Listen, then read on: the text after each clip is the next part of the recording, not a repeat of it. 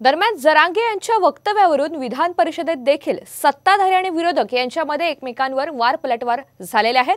मनोज जरांगे यांना शरद पवार यांचा फोन यायचा, जरांगे यांची नार्को टेस्ट करा अशी मागणी प्रवीण दरेकर यांनी केली आहे। दुसरीकडे जरांगेंनी सर्वाधिक आरोप फडणवीसांवर केलेत। मनोज जरांगेंनी केलेल्या आरोपांची चौकशी करा अशी मागणी आता अंबादास दानवे यांनी देखील केलेली आहे।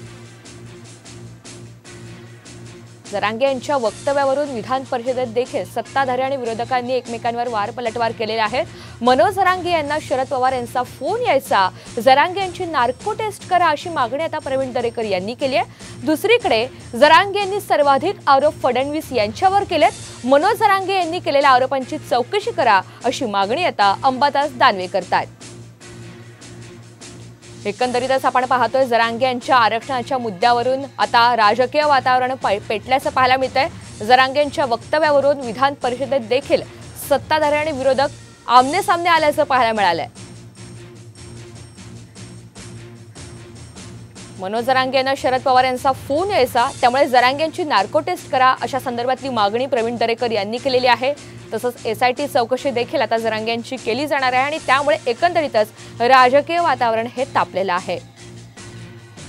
दुसरीकडे जरांगे यांनी सर्वाधिक आरोप फडणवीस यांच्यावर केलेले आहेत, त्यामुळे मनोज जरांगे यांनी केलेल्या आरोपांची चौकशी करा अशी मागणी आता अंबादास दानवे करतायत।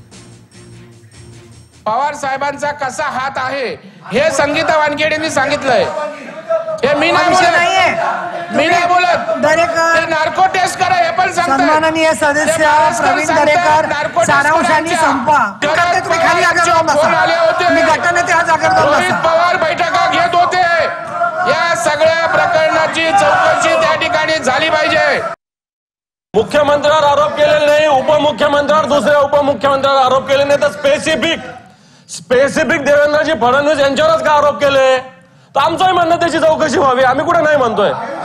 याची चौकशी झालीच पाहिजे, कारण आजही त्यांच्या बोलण्यातून असं वाटतं की माननीय मुख्यमंत्र्यावर मनोज जरांगे पाटलांचा आजही विश्वास आहे, कमी जास्त असू शकतो, पण देवेंद्र फडणवीस साहेबांवर त्यांचा विश्वास नाही। मनोज जरांगे यांच्या आंदोलनाची एसआयटी चौकशी होणार आहे। मराठा समाज विरोधात गेल्यानं यंत्रणेचा दुरुपयोग करत असल्याची टीका जरांगे पाटलांनी केली आहे। सर्व खरं निघालं तर फडणवीसांना तुरुंगात टाकावं लागेल असा गंभीर आरोपही जरांगे पाटलांनी केलाय। मी मराठ्यांचं काम करतो ना, गोरगरिबांचं। सत्तेचा वापर ते करणारच ना। देवेंद्र फडणवीस साहेब 100% सत्तेचा वापर करणार। आशिष शेलार साहेबाच्या खांद्यावर बंदूक ठेवून फडणवीस साहेब 100% करणार।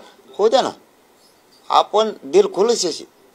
आपलं कारण आपल्याला माहिती आहे, आपला कुठंच दोष नाही। कुठंच, अरे कुठं बी कोणची बी चौकशी सामोरं जायला तयारी, आणि कोणाचा फोन बी नाही। उलट मग तुमचे फोन जास्त निघते। ते फेस कॉलवर काय केलेत ना त्यांनी, मग त्याच्यात तर काय बोललेत मी बी ओपन करतो। मग हो द्या, मग तुम्ही हात उठ म्हणले ना, असं सलाईन धरून हातात जाईन मी तिथं। सगळंच राज्यातलं सगळं होऊन द्या आता एकदाच। ज्याला भिवू नये त्याने कशाला भ्यायला पाहिजे? बिनधास्त करा, आणि तुमचीही होऊ द्या, सगळ्या मंत्र्यांची सुद्धा होऊ द्या। कोणी काय षडयंत्र असले तुमचेही होऊ द्या, कारण हे मला गुंतविणारच होते। कारण मराठा समाज यांच्या पूर्ण विरोधात गेला आरक्षणासाठी। आमच्या आई बहिणीला हाणता त्या टायमाला तुम्ही हसाचा दातडं काढिता, गृहमंत्री असून। आज किती वाईट वाटायला लागलं आता स्वतःवर आल्यावर। आणि जर माझं सगळं खरं निघलं तर एसआयटीला मात्र देवेंद्र फडणवीसला जेलला टाकावं लागलं। मराठ्यांच्या आई बहिणीवर पोरावर हात उचलणार नाही, उचलून देणार तुला। तो टाक जेलला, मी 50 वर्ष सजा भोगायला तयार आहे।